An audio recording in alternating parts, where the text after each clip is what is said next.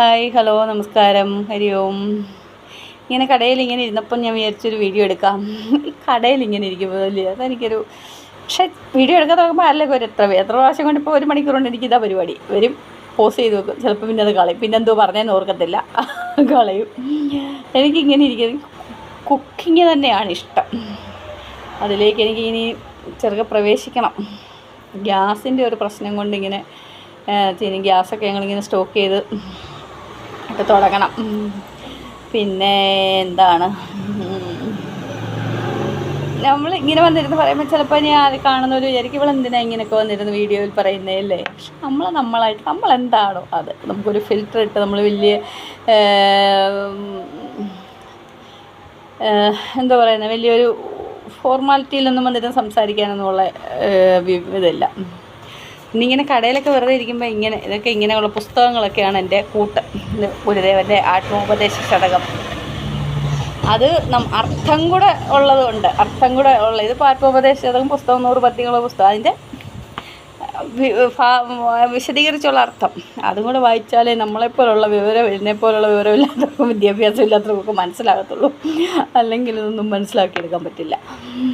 പിന്നെ നല്ല എൻ്റെ മാതാജിയെപ്പോലുള്ളവർ പറയുന്ന പ്രഭാഷണങ്ങളൊക്കെ കേട്ടും അങ്ങനെയൊക്കെയാണ് നമ്മളിതൊക്കെ കൂടുതൽ മനസ്സിലാക്കുന്നത്. നമുക്കതൊക്കെ അറിയണം എന്നുള്ള ആ ഒരു ആഗ്രഹം ഇതിലോട്ട് ഭയങ്കരമായിട്ടുണ്ടാകുന്നത്.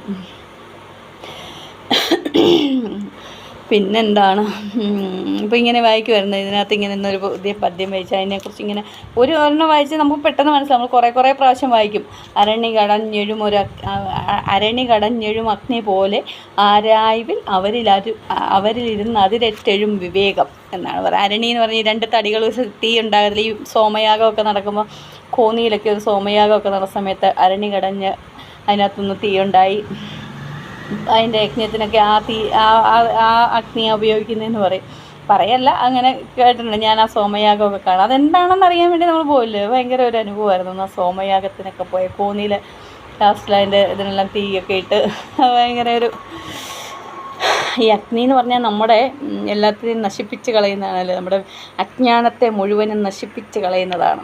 അതുപോലെ നമ്മുടെ അജ്ഞാനത്തെയൊക്കെ നശിപ്പിച്ച് കളയും, അവരിൽ വിവേകം ഉണ്ടാകുമെന്നാണ് പറയുന്നത്. അങ്ങനെ അതിനെയൊക്കെ വളരെ വിപുലീകരിച്ചൊക്കെ പറയുമ്പോൾ അത് വേറെ തലത്തിൽ. പിന്നെ നമ്മൾ സാധാരണക്കാരായതുകൊണ്ട് നമുക്ക് പിന്നെ അത്രയും വലിയ തലത്തിലോട്ടൊക്കെ പരമാത്മാവ് എന്നൊക്കെ പറഞ്ഞാൽ നമ്മളെപ്പോലുള്ള വീട്ടമ്മമാർക്കൊക്കെ അത് പെട്ടെന്ന് അങ്ങോട്ട് ദഹിക്കത്തില്ല. അതുകൊണ്ട് ആ വഴിക്കൊന്നും നമുക്ക് സംസാരിക്കേണ്ട കാര്യമില്ല, സാധാരണ ഒരു രീതിയിൽ. പിന്നെന്താണ്, അപ്പം അതൊക്കെ വായിച്ചിങ്ങനെ ഇരിക്കും. പുസ്തകങ്ങളുടെ ഒരു ശേഖരം എൻ്റെ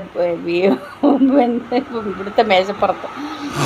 പക്ഷെ അതൊരു കാര്യമാണ്, അതൊരു അനുഗ്രഹമാണ്. നമുക്ക് പണമുണ്ട്, നമ്മളെല്ലാം പൈസ വേണം, നമുക്ക് പൈസ ഉണ്ടെങ്കിലേ ജീവിക്കാൻ പറ്റുമെന്ന് നമ്മൾ പറയുമ്പോഴും നമുക്ക്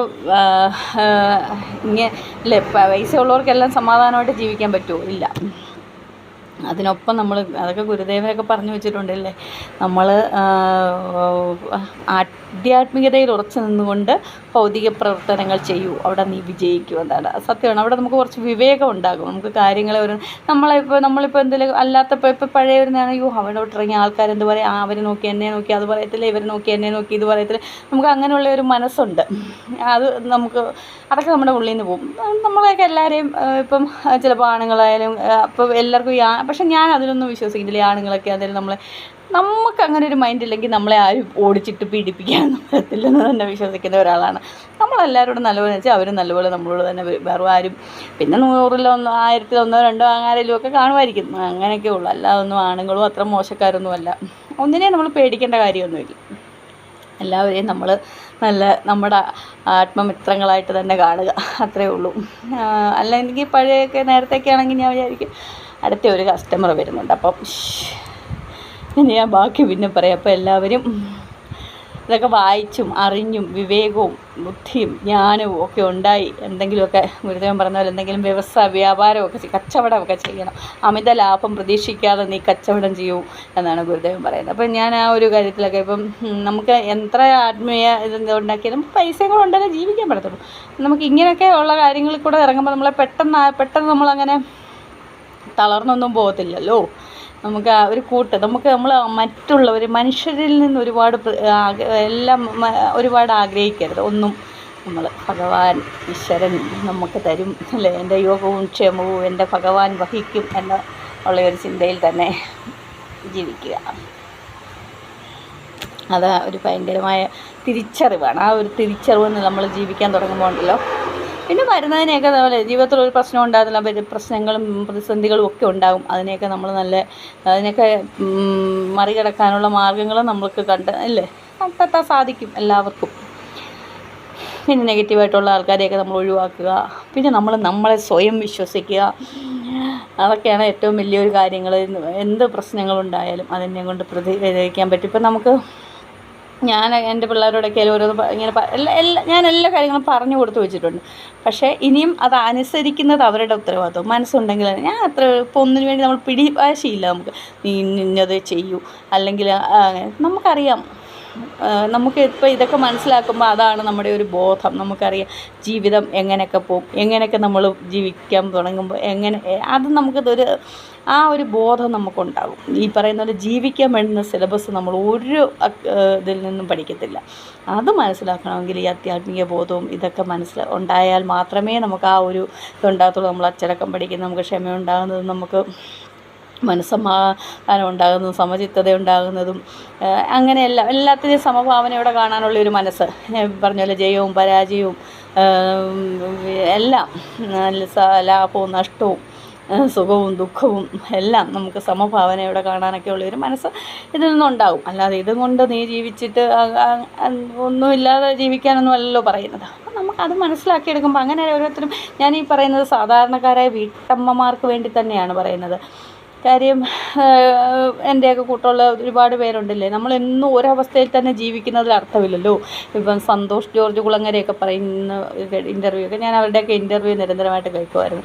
അപ്പോൾ പറയും നമ്മളൊരു ദരിദ്രനായിട്ട് ജനിക്കുന്നത് ആരുടെയും കുറ്റമല്ല, പക്ഷെ നമ്മളത് മരിക്കുമ്പോഴും അങ്ങനെ മരിക്കുന്നതെങ്കിൽ അത് നമ്മുടെ കയ്യിലെ കുഴപ്പം കൊണ്ടാകും.